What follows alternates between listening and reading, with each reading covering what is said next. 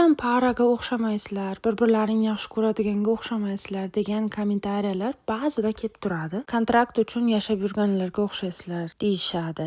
Xayolimda balkim chunki birga ko'p video qilmaganligimiz uchun, videoda bir-birimizni quchoqlab, qo'limizni ushlab, o'pib, shunaqa videolar qilmaganligimiz uchun bo'lsa kerak deb o'ylayman. To'g'risini aytsam, men o'zimni noqulay his qilaman.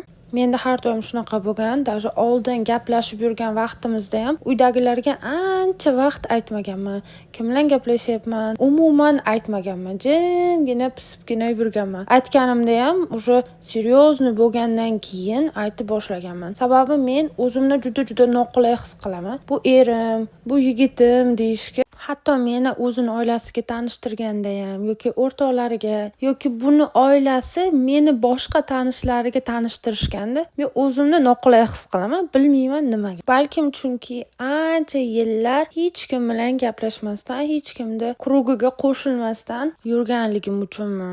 Umuman olganda bizda hammasi yaxshi. Bir-birimiz ustimizdan kulamiz, o'ynaymiz, yaxshi ko'ramiz. Xuddi maktabda sinfda ikkita sinfdosh bo'ladi-yu, orqa partada o'tirib faqat xiringlab bir-biridan ustidan kulib, bir-biridan yaxshi ko'rib, eng zo'r do'stlar bo'ladigan bo'ladi-yu. Xuddi shunaqa отношения bizda. Bizda munosabatlarimizni hatto bularni oilasi ham bilmaydi, ota-onasi ham biz ikkalamiz seryozni deb o'ylaydi, lekin na samom деле ikkalamiz juda ham xiringlashib, har kun 24 soat xiringlashamiz. O'zingizda отношениyangiz haqida yoki partnyoringiz haqida kommentariyada yozishni unutmang.